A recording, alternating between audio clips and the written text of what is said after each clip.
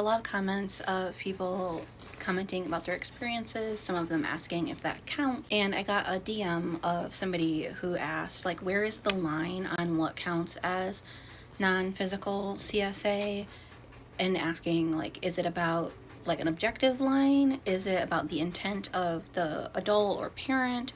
Is it about how the child interpreted the situation? I just thought that was a brilliant question. I think that there are some objective lines that are just natural boundaries where anybody would look at a situation and go, you should not interact with a child that way, that is inappropriate. And those are just sort of objective violations. I think sometimes intent can make a difference, but usually it doesn't. I think when it does make a difference is when the adult has bad intent, but the child doesn't perceive that in the interaction. For example, I can imagine a parent with terrible intent taking pictures of their toddler in the bath. The toddler might not, it probably wouldn't recognize anything out of the ordinary, might not have bad feelings about that in the moment, but because the parent's intent was nasty, that's still abuse. When it's the other way around and the parent has good intent, but the child feels creepy or violated or disrespected or invaded, it's still abuse, regardless of the neutral or even positive intent. This idea of positive intent not really mattering largely comes from the book Silently Seduced. It took me a while to fully wrap my head around it, but it talks about how a lot of times with emotional incest or covert incest, the parents don't have inappropriate feelings for their child, and they aren't doing anything overtly creepy, but it still can create a sexual trauma for the child because their needs are violated. Their needs for privacy, autonomy, individuality, separateness. To give a quick example of a scenario where a parent might actually have positive intent but still cause sexual trauma, let's say a mom had been picked on a lot by her own parent about her body image as a teenager. And so she really developed severe body image issues, thought she was very unattractive, and it really harmed her mental well-being. Then when she goes on to have a teenage daughter, she doesn't want her child to feel bad about how she looks. And so her attempt at avoiding that experience with her daughter is to tell her daughter how sexy she is and how gorgeous her boobs are and how shapely her hips are, and is just regularly making comments about this child's body that should not be being made, and it's awkward, it's inappropriate. That is still going to cause damage to that child, despite that mom doing that from a place of trying to protect their child from a different type of harm.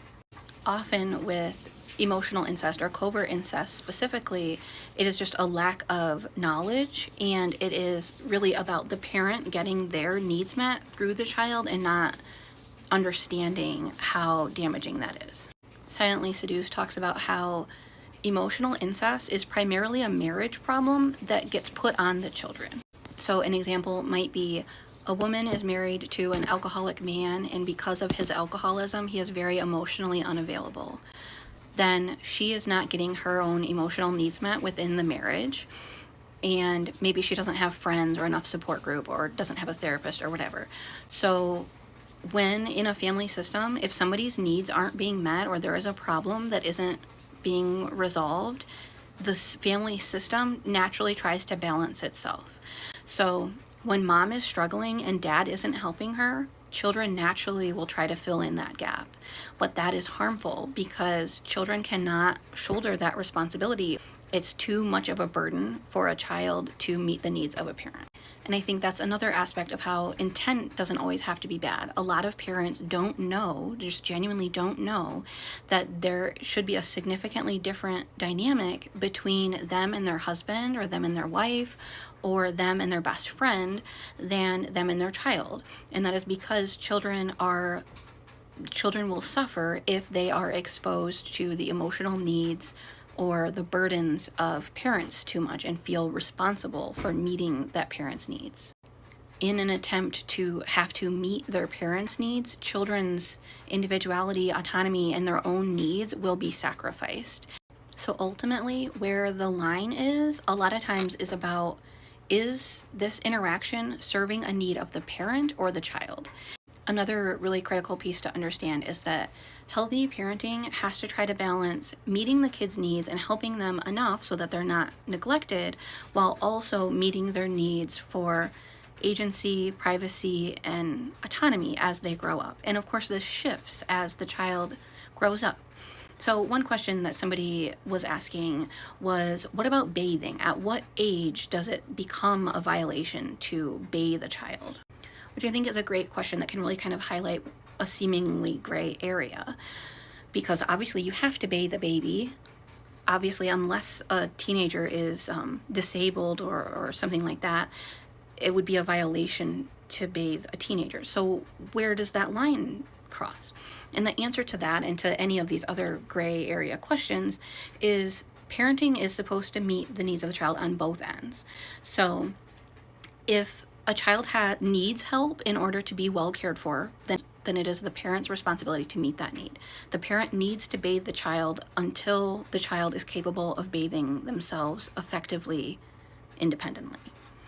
To not do that would be neglect. On the other hand, children have equally important needs for privacy and agency, being an individual person, especially, and that gets bigger and bigger as they grow older. So if a child gets to an age where they now need a level of privacy, that means they need to be alone while showering, and the parent doesn't respect that and instead says, oh, I don't trust you to do it yet, I'm going to keep doing it.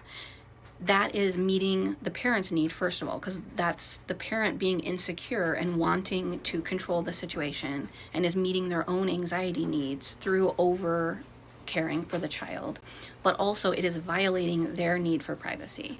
So with healthy parenting, ideal parenting, they are watching the child for two things when deciding things like, when do I stop bathing my child? It is, when do they have the skills to be capable of doing it effectively and safely? And also looking for signs of, is this now overstepping my child's needs for agency, autonomy, and privacy? And that's going to vary a little bit depending on different children. Certainly if there's like a disability involved, but even without disability, children develop at different rates. But if a child wants privacy and can safely bathe themselves, then it is inappropriate for a parent to bathe them. And that is kind of how a lot of these things work. For example, when does sharing a bed with a child become inappropriate? It becomes inappropriate when the child doesn't want that, or it's happening because the parent wants it and not because the child does, because that is meeting the parent's need and not the child's need.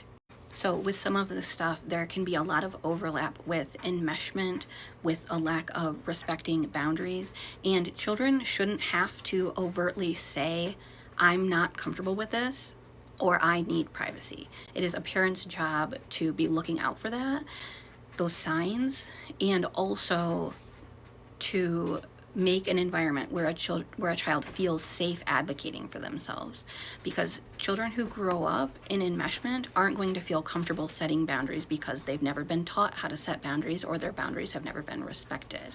So really, with I think basically every example people have asked, it's, this made me super uncomfortable. Was this a violation?